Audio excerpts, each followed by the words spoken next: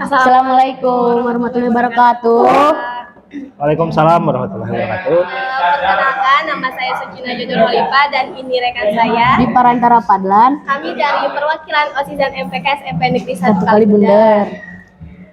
Mohon maaf Pak, kalau boleh saya tahu siapa nama lengkap Bapak?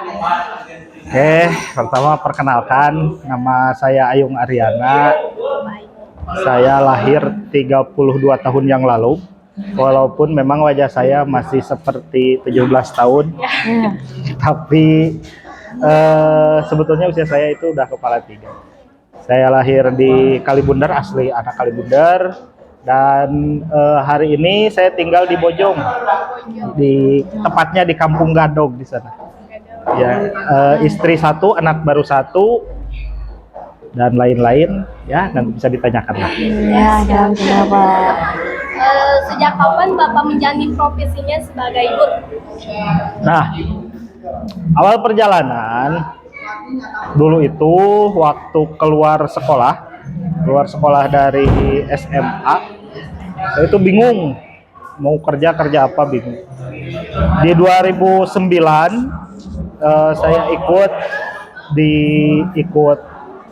mengajar di salah satu sekolah di Kecamatan Kalibundar. Jadi perjalanannya sudah panjang lah, sudah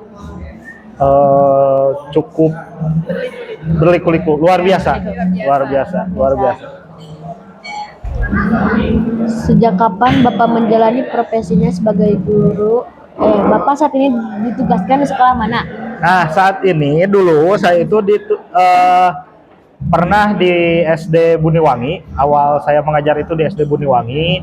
Namun hari ini saya pindah ke SD 1 Bojong yang di Bojong. Ya.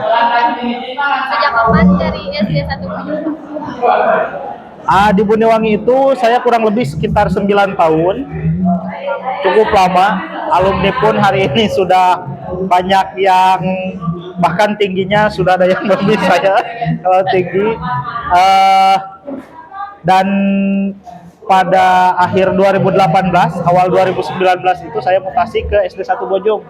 Jadi di SD 1 Bojong itu saya baru 3 tahun lah, 3 tahun 4 tahun sekitar itu. Ya.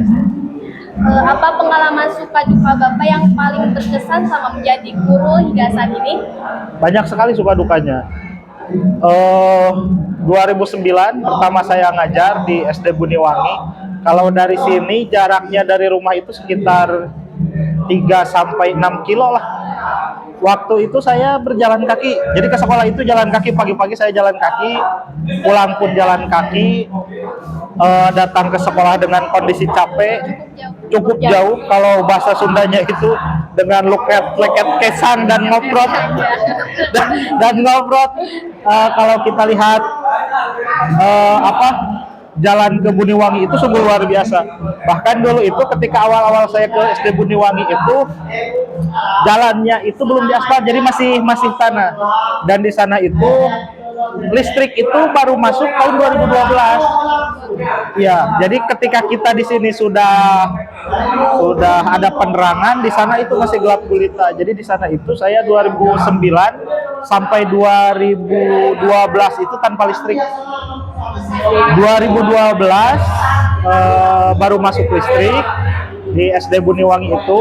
Waktu itu memang siswa terbanyak sekecamatan Kalibundar.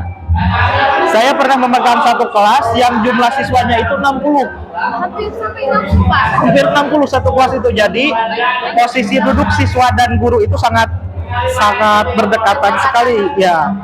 Sehingga ketika kita menyampaikan materi itu agak kesulitan karena memang terlalu banyaknya siswa di dalam dan sangat sulit kondusif seperti itu ya. Tapi waktu saat berjalannya pelajaran itu bisa kondusif. Banyak sekali gitu posisi anak-anak. Ya namanya juga anak SD lah, akan berbeda dengan anak SMP ataupun anak SMP. Itu memang dukanya itu di situ. Tapi banyak juga sukanya. Ya, sukanya itu ketika kita melihat anak kita sukses dalam misal pelajaran ketika mengikuti kegiatan lomba baik akademik maupun non akademik itu menjadi satu kebanggaan dan tak terbayar oleh apapun gitu. Luar biasa lah, luar biasa seperti itu. Bertepatan dengan peringatan HUT PGRI dan Hari Guru Nasional ini, tanggal 25 November 2022, apa kesan dan pesan Bapak bagi guru-guru? Dulu saya itu masih ingat seorang guru saya berpesan kepada saya. Jadi waktu saya di kebetulan saya itu dari MTS, ada salah satu guru yang berpesan kepada saya, kalau kamu ingin bahagia jadilah guru.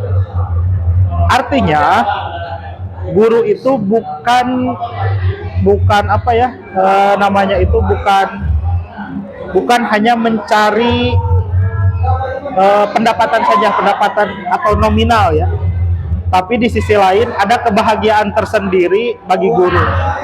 Nah, saran untuk guru-guru di Hari Guru ini tetap semangat mengajar, tetap menjalani tugas, apapun kondisinya kita itu seorang pengajar.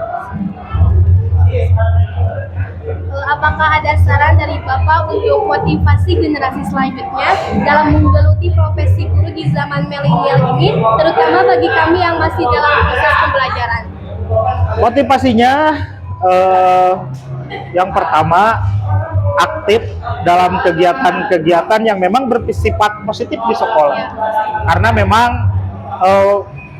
di sekolah itu biasanya ini pengalaman saya pribadi itu macam-macam sih.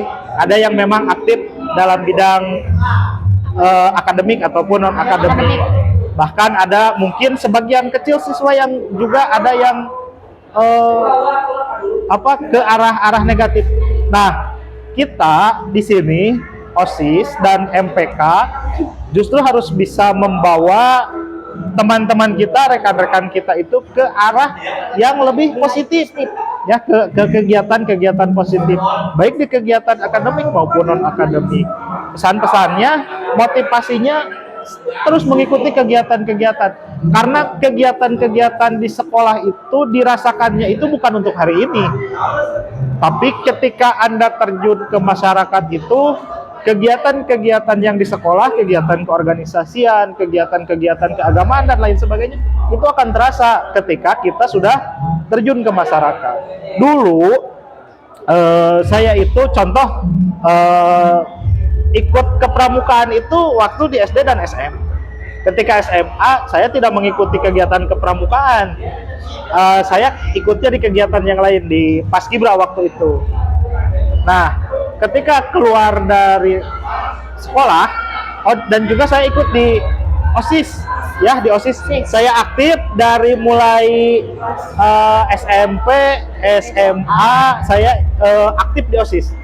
Ketika SMA saya aktif di OSIS sebagai sekretaris OSIS selama kurang lebih itu dari mulai kelas 1 saya itu sudah ditunjuk menjadi wakil sekretaris, dan di kelas selanjutnya, di pemilihan selanjutnya saya ditunjuk sebagai sekretaris di OSIS itu. Jadi saya selalu aktif di kegiatan-kegiatan itu. Nah,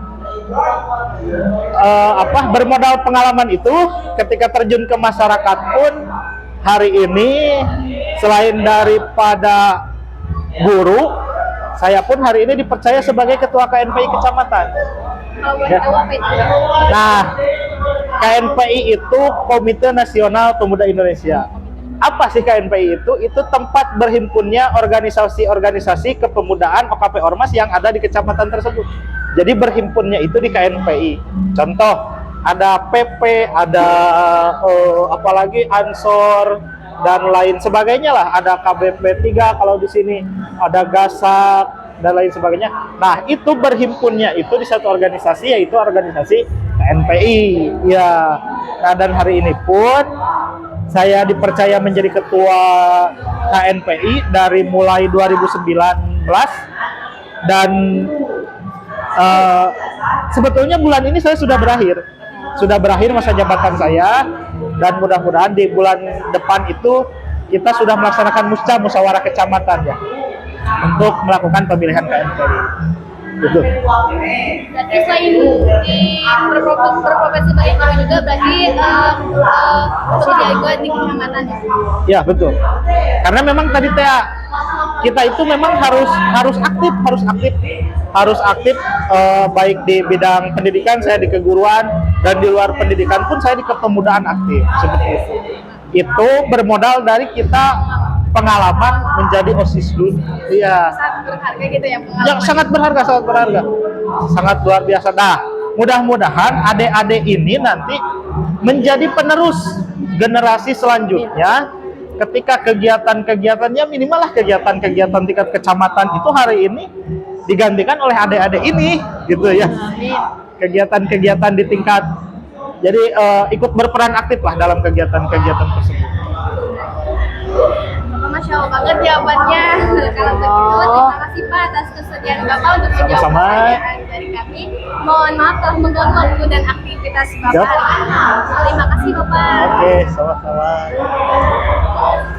Sip.